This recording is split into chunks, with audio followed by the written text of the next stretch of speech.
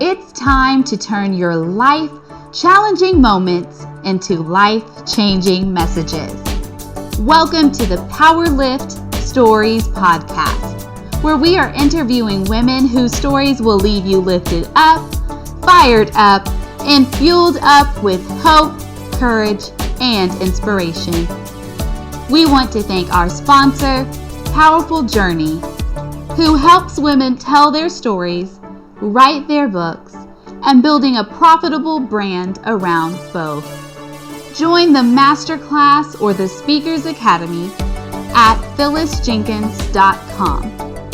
That is PHYLLISJENKINS.com.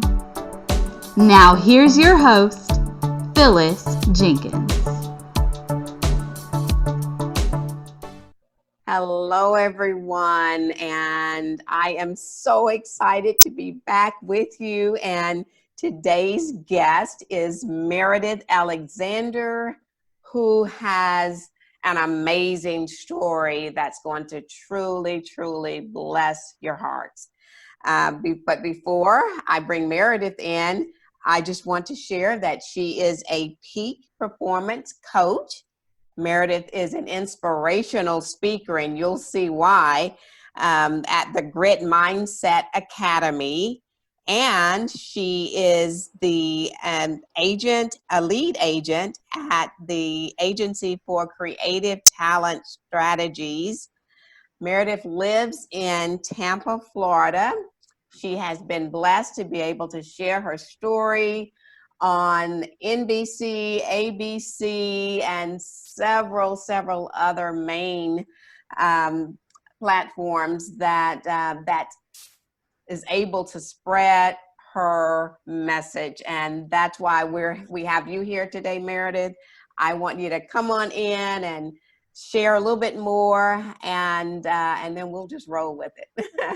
Sounds fantastic. Thank you so much for having me, and thank you to all of you who are listening and spreading your light around the world. Yes.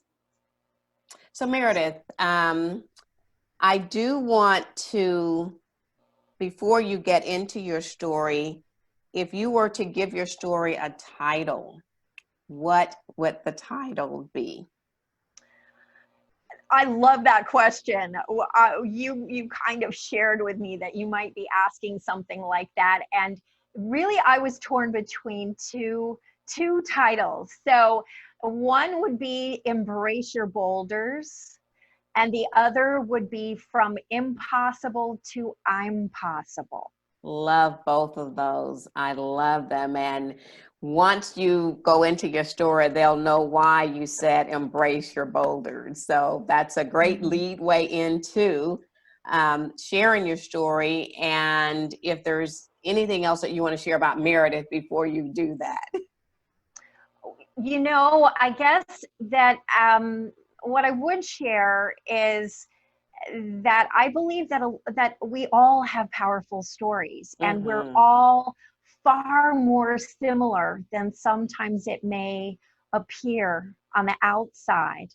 And if I have taken away nothing from the last 10 years of my life other than this one thing, it's that ordinary people have so much greatness within them, and their unique greatnesses, right? And when we learn to embrace that greatness within ourselves, to own it, to love it, to thank God for it, then it allows us to not only share our greatness with each other, but to realize that when we take my unique greatness and your unique greatness and all the unique greatnesses of everyone who's listening and everyone in the world, then that's when the magic happens. That's when we have impossible things becoming I'm possible things. I love that, because when that occurs, that means we're all walking in the purpose in which God created us to walk in that unique purpose that He has for all of us. So beautifully said. Love that. Thank you. Thank you. Thank you. Well, let me share with you how this reference to boulders that we keep mentioning. And I want, if you're listening to this, I want you just to imagine a busy Friday afternoon and being in the whirlwind of your business, of your life, and then all of a sudden the phone rings, because that's what it was like for me. February 19th, 2016, it was my busy season. I was heading out to walk the dogs and the phone rang, and I almost didn't even pick up that phone, but something told me that this was one of those critical moments. And so I walked over to the phone, looked at it. It was an international number, which I thought, what? This can't be right. And I answered the phone, and the inhale of the breath on the other side of the line conveyed to me instantly that from that moment, my life would never be the same. Mm. And that voice on the other side said, I don't know how to tell you this, but Skylar has been in a critical accident. A boulder had broken loose from the side of a mountain when she was on a rafting trip, and they were swimming in a grotto, and it had broken away as they were climbing up this little cliff to jump off a ledge.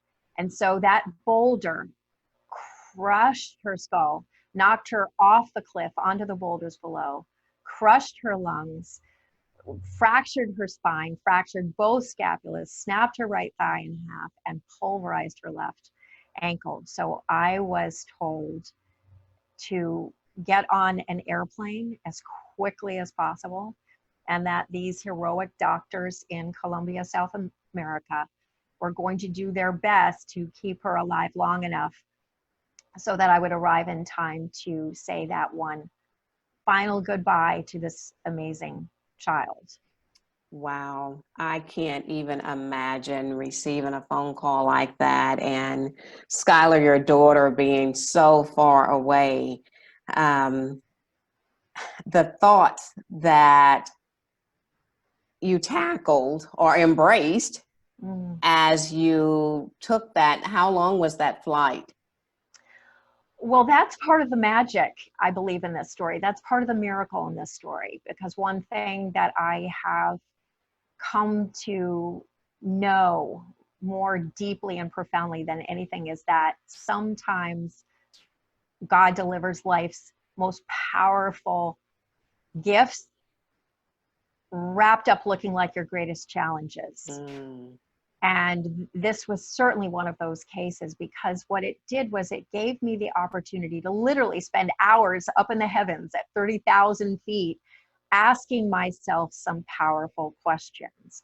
And one of those questions became, what am I going to make this mean in the context of not only my life, but my daughter's life? And was I going to allow this boulder to reduce all the amazing things that my daughter had done in her 22 years, more than many people do in 80 years? Was I going to allow this boulder to totally crush all of that and leave us only with the story that I was the mother of a child who'd been killed by a boulder at an early age?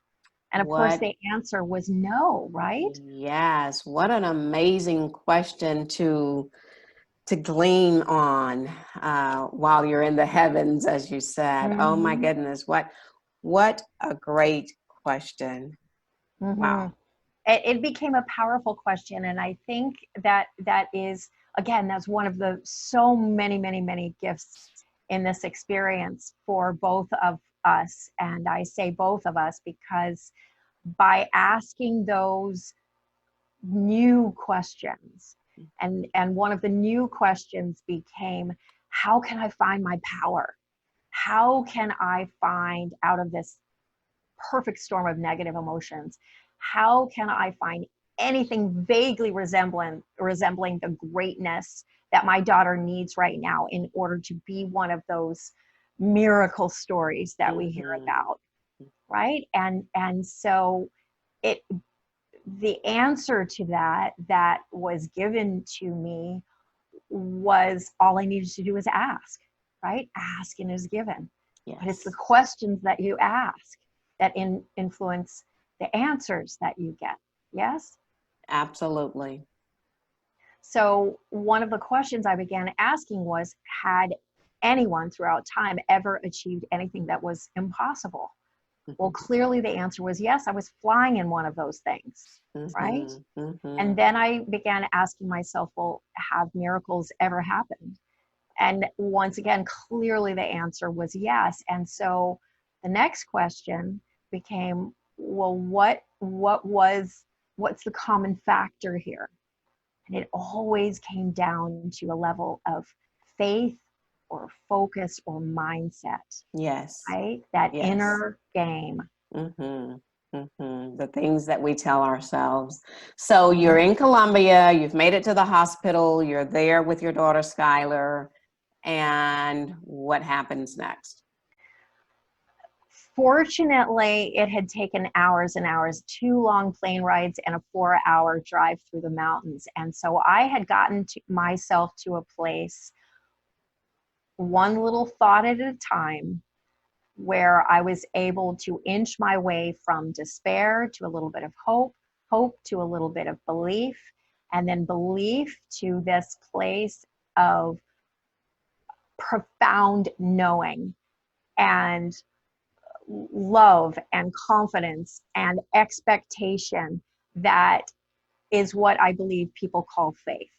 And really from that moment, it began to look as if life had to conform to that vision. I knew without question that Skylar and I were destined for more.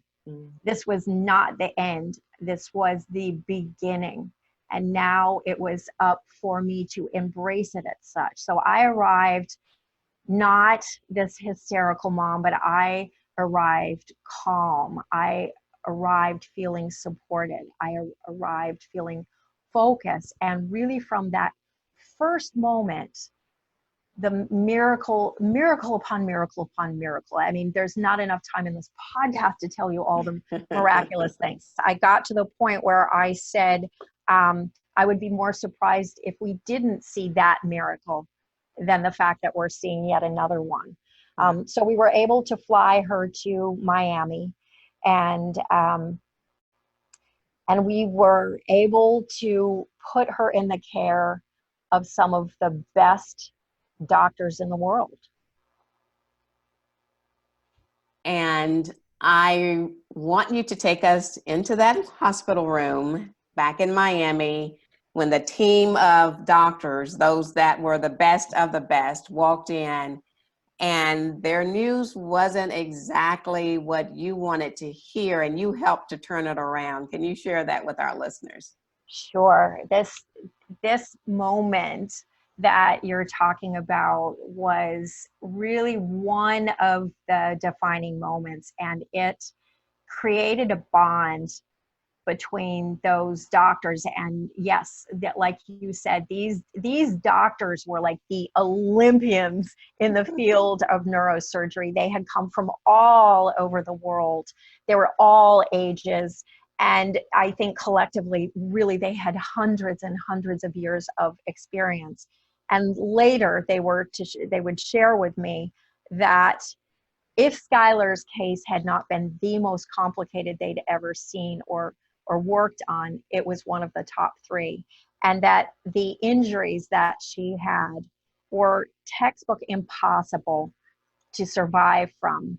And right down to the head injury that she had, went back up to a precedent that was more than 2,000 years old of Hippocrates, saying that if you could see a patient's brain, they do not survive, and clearly could. So these doctors were facing something that medical precedent said cannot be done.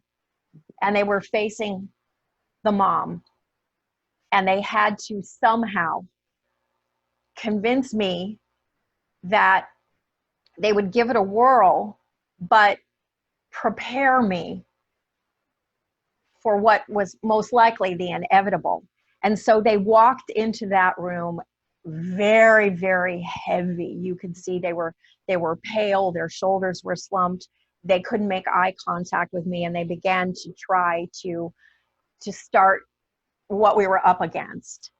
And that my sense of power, my sense of faith was so strong that I describe it like I share with some of my clients. And sometimes when you're so overwhelmed and you're facing something so big that everyone else around you is saying impossible, you have to adopt the mindset that creating a miracle is far more important than giving in this moment. And you have to hear, but not listen. Mm-hmm. And so what I said to them was, I appreciate that. However, we are here at the best trauma center in the world. You are the best of the best doctors. We have the best medical technology. I know that my daughter is going to be fine, whatever that new fine may be. We just have to figure out how we're going to get her there. And you could see the worry, the fear literally melt off of them. Their shoulders went back. Their voices became more powerful. They began focusing on becoming the best version of themselves. And that was such a gift to me of learning that we can choose to be whatever version of ourselves we opt for.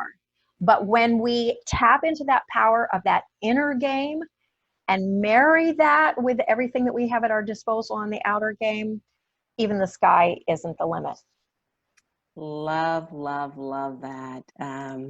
It was as if you, the mother, was building them up to do what they had been trained to do and were capable of doing. I love it, Meridith, how God used you in that moment to turn the talk around and to bring it back to where it needed to be for that miracle to start. And love, love, love that. And I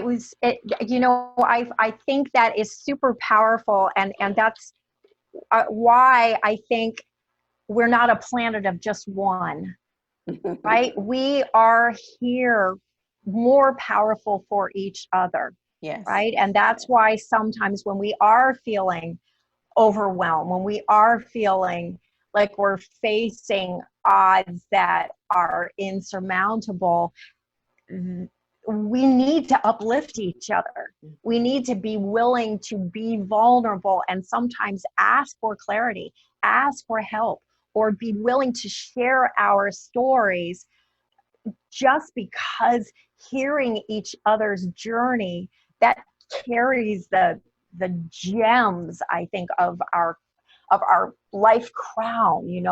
It just makes us so much more powerful.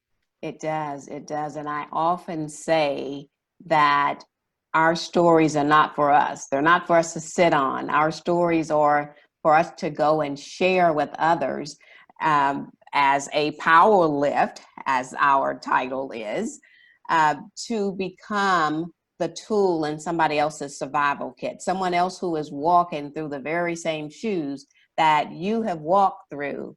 Your story can be that moment of power lifting that they need to hear, of encouragement, of hope, inspiration, to move them to the next level of being able to move forward and to flourish forward. So as we speak now, give us an update, if you would, on Sure. how things are going. And yes. So Skylar ended up surviving the unsurvivable, and I became her 24/7 with Caregiver, which of course, I wasn't trained for caregiving. I was one of those who, as a little girl, thought maybe I would be a stewardess, but as soon as I found out you had to have a shot, anything vaguely associated with blood, I was like, no way, right? But here I was with my beautiful 22-year-old, who now could not sit up on her own, could not eat, could not swallow, could barely talk, all kinds of things that were just overwhelming. And also at the same time, it devastated my business because you can't make, we'd been in the ICU for 4 months. You can't make cold calls. And I was a solopreneur. You can't make cold calls in a busy season from the ICU. I learned that very quickly. And so life clearly had another calling for us. We were destined, like I said, for more. Mm-hmm. But the adventure here became, what is that?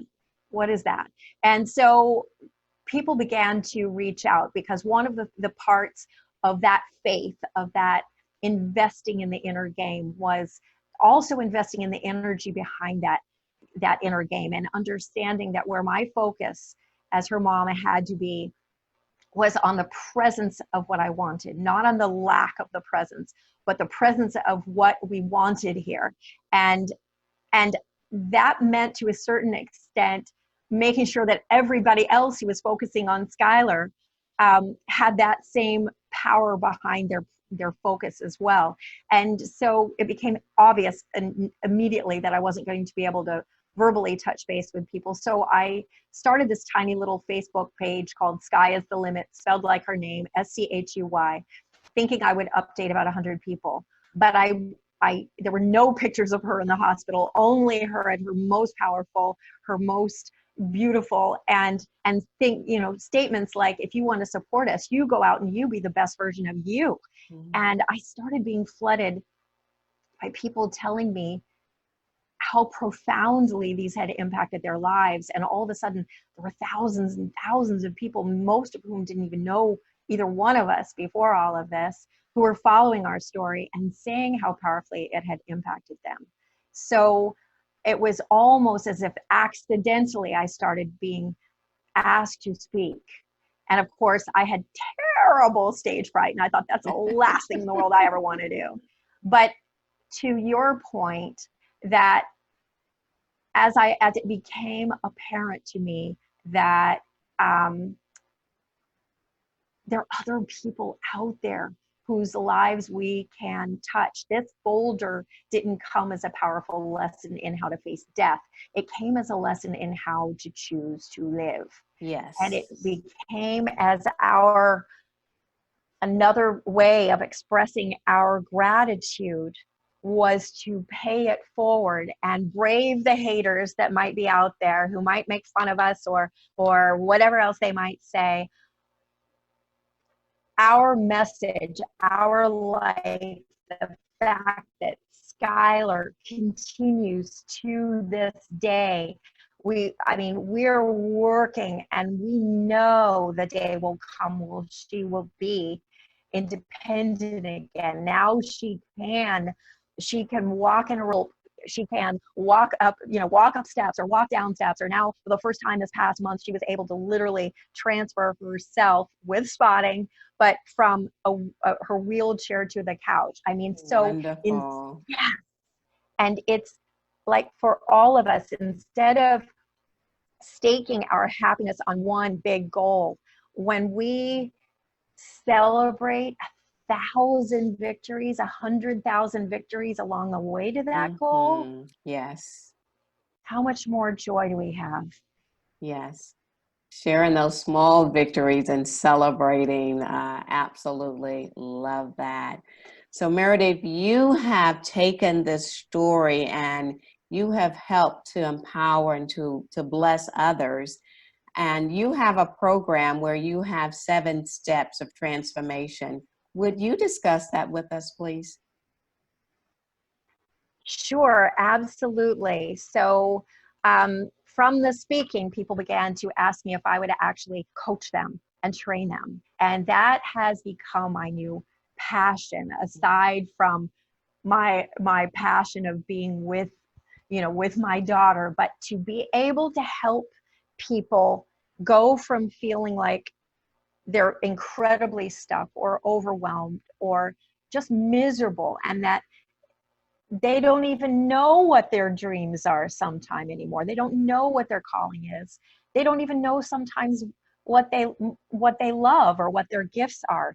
To help them first be able to identify that, and then to identify where they are, where they want to go to, why they want to go there, what is their natural rocket fuel, and how are they maybe getting in their own way and slowing down their momentum, so that then we can reboot the things where they've been their own worst enemy, get that out of the way, and then finally unleash those outer game things that they need in order to live the life that they were destined for. So part of this program, part of this coaching includes really 7 tips, 7 things that we focus on. And this is a tiny piece of the coaching, but it's built around the concept that sometimes all we're looking for is that one tiny domino.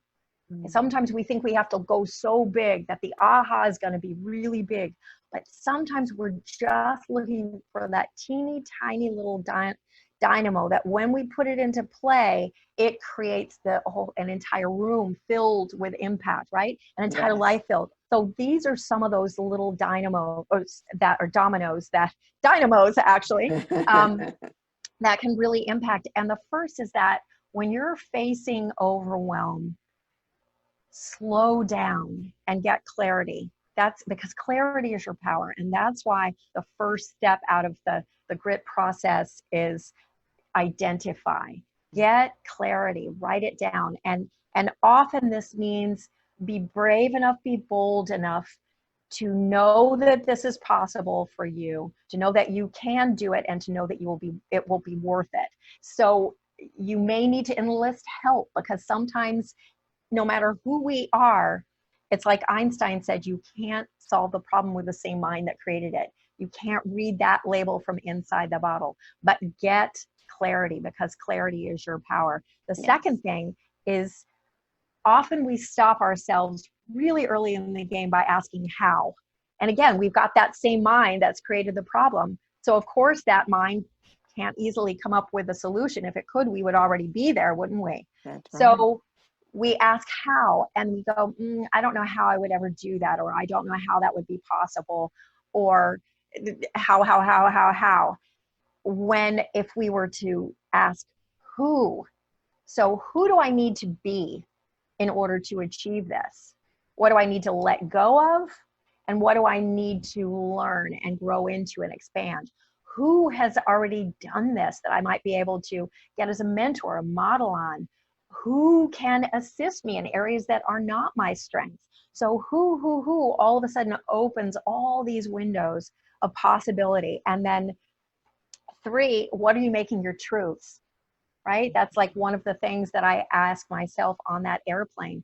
What is the truth? A lot of times when we're feeling overwhelmed, we make truths out of these things like, I tried everything, or it's impossible, right? Or it is what it is, right? Instead of, I'll take, like, for example, one sentence. If I were to say the sentence to you of, my biggest challenge is overcoming adversity, what do you think is the most powerful word in that sentence? Overcoming for me. So I'll confess this is a trick question, because all of them, and if you answered this at home, don't feel bad if you didn't come up with the one word that is the most powerful, because all the words are powerful. However, the most powerful word in that sentence is the word is. That's the 2-letter word. That 2-letter word, because that is the programming code that defines to your subconscious your truths with a capital T. So whatever you are making your present tense is what you are creating. So when you say, my biggest challenge is, and you fill in the blank, you're saying this is the state of being. This is the foundation of my castle from which all emotions, all decisions, all actions begin, with this reality. So if you want to change that reality, you have to change those truths. So how could you say that in a way that was still authentic and accurate? It could be like, what I'm focusing on right now is overcoming adversity. Or what I'm playing with right now is overcoming adversity, right? Or even, the thoughts I noticed that I had been getting into a pattern of thought that made me feel like I'm constantly hitting adversity. So it's logical to believe that if I can change that, I'll have a different belief. I'll have a different expectation, right? There are many, many ways that you can turn that around and begin opening doors instead of, slamming the door of the fortress closed, right? And the fourth piece is to remember the power of our bodies. We have physical bodies for a reason. They're able to energize us when we change our physical state, when we move around, when we go outside, when we go into nature. It releases things in our body that physically make us happier. So to remember when you're feeling overwhelmed, the last thing to do is go and crawl in bed and put the covers over. That's the time to be dancing it out or moving that body, get your body to help you. And of course, feeding it well, right? Fifth is meditation. And meditation can be prayer. Meditation can be walking out in nature. To me, meditation is a blanket concept that talks about deliberate focus, practicing your focus. Because of course, anything that you don't practice, if you practice letting your mind just go wherever it wants to go, well, then of course you'll feel like you have no control over your thoughts because that's what you've been practicing. Whereas if you consistently put yourself into a situation, an environment such as meditation, where your mind starts to wander and then you pull it back, you start to understand that you're capable of it. And then when you're out of meditation, you start to realize when you're aware that your mind's going down a rabbit hole you don't want it to, you can pull it right back.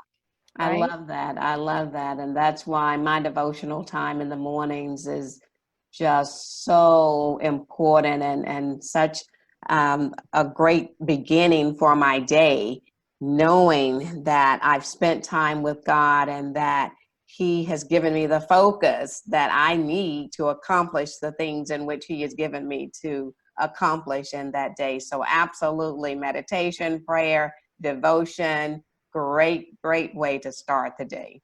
Yes. And then the last two, the number 6 would be, what are you making this mean in your story? And this goes back to what I shared with you on the airplane. What was I going to make this mean in the context of my life? Whatever was going on now, is it an end or is it a beginning? Wow. Right? Is it an end or is it a beginning? And if it how does it make you feel? And if it doesn't make you feel good, why are you choosing to make it mean that? Is there another version of this story? Right? And even things that you may have trouble feeling grateful for. There were some things in my life that were so painful that even though I knew I should feel grateful for it, it was really challenging to feel grateful for it. And yet one of the greatest gifts that God gave me in this experience was, as I was actually literally sitting in the little church in the hospital when I got the blessing of looking back at one of those things that had happened. And I realized that in the magnificence of it all, of this beautiful grand plan, had I not felt those blistering emotions that I felt, the sorrow, the tears, had I not felt them exactly the way that I did, I would have not begun questing for the things that I began questing for. I would have not been the person who became the perfect person to be my daughter's mom in this moment. That's good. And so the majesty of this big plan, right? So we don't know. We think we know sometimes, but even in those terrible moments, we may have a point in our life when we look back and realize those were our greatest gifts. Right? Absolutely. So beautifully stated. And I love the questions, Meredith, that you have given throughout your story. That it just goes to show us that the questions that we ask ourselves are so very important for the results that we want to see.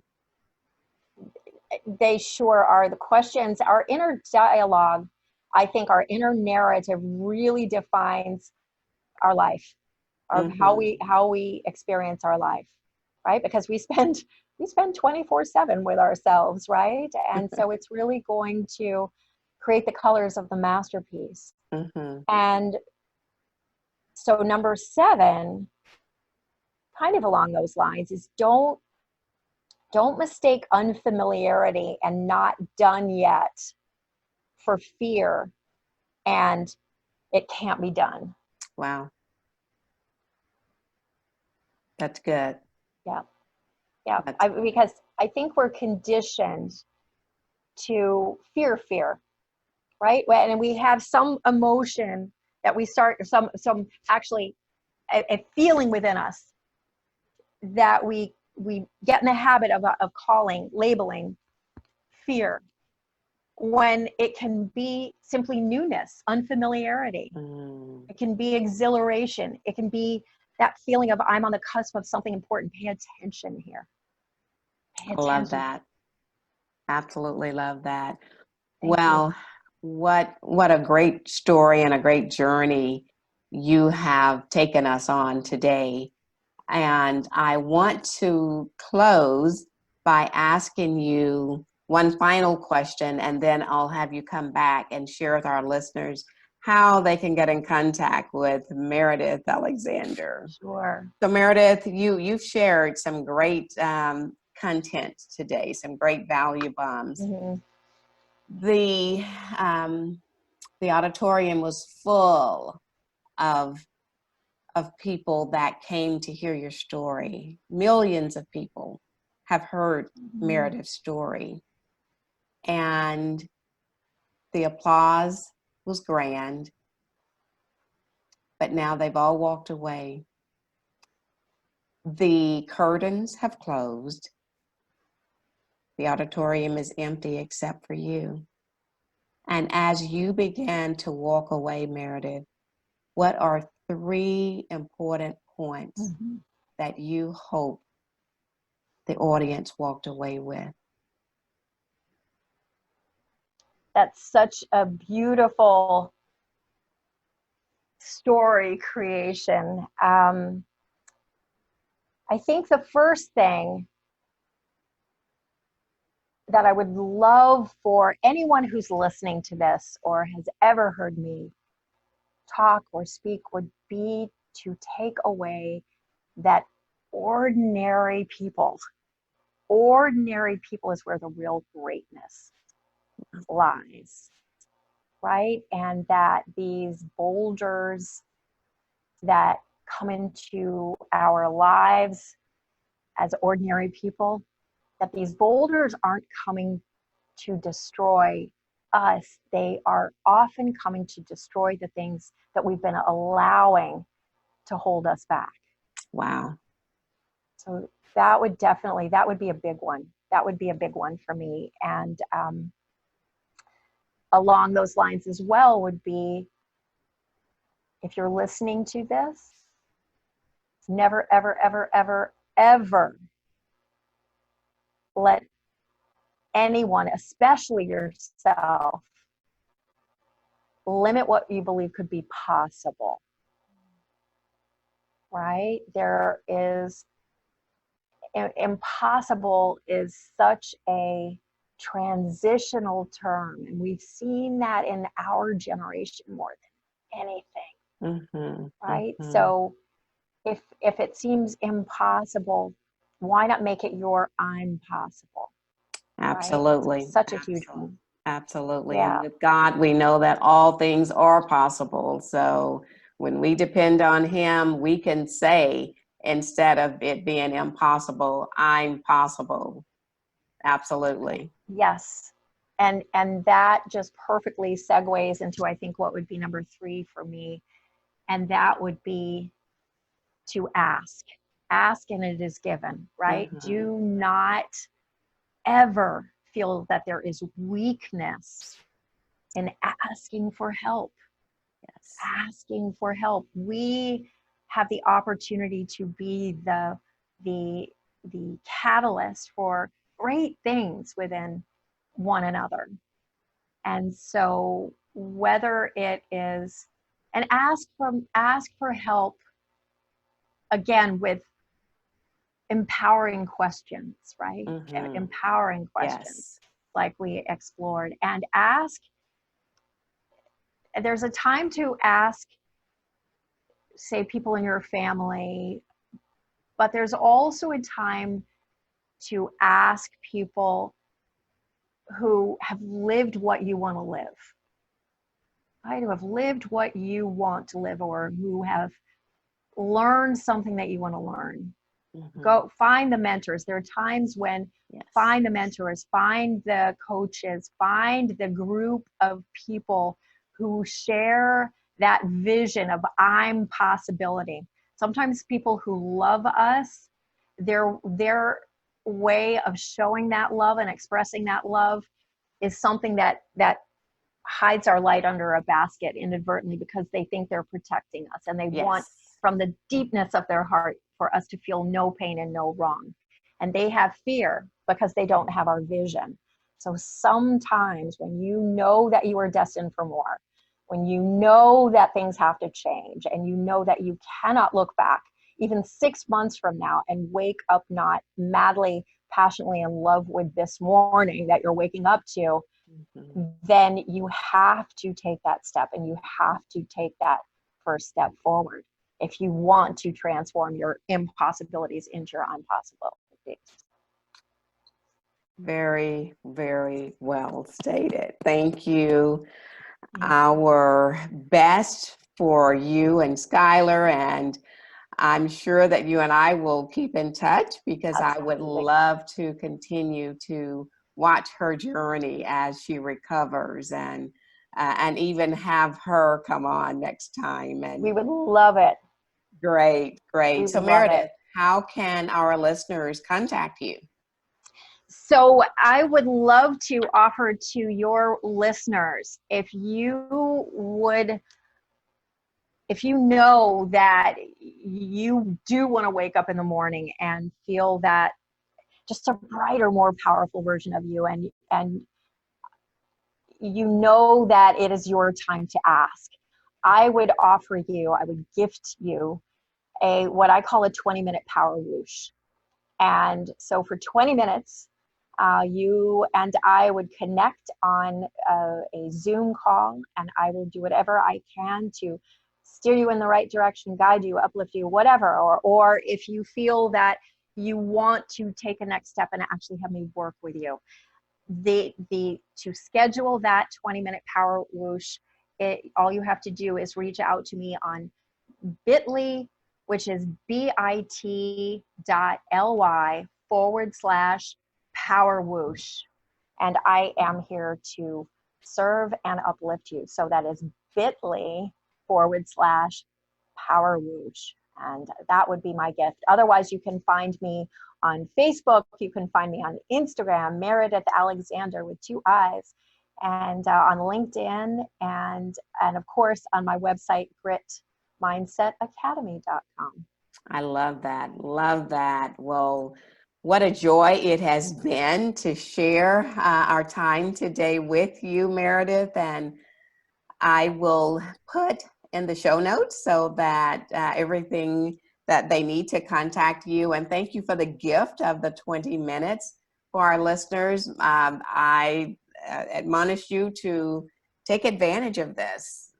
Take advantage of the free gift that Meridith has offered, and just begin to live in such a powerful way, such a positive way, that you're excited about the journey that God has you on. So Meridith, thank you again.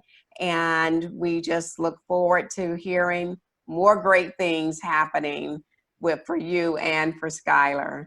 So to our listeners, thank you again. And Meridith, have a wonderful, wonderful rest of your day. Thank you so much for having me, and thank you for listening, everyone. It has been a true joy and a pleasure. So bless you, everyone. Thank you. Thank you for joining us today. If you are interested in being on the show, go to phyllisjenkins.com. You can also sign up for the Powerful Journey Masterclass or the Speakers Academy at phyllisjenkins.com.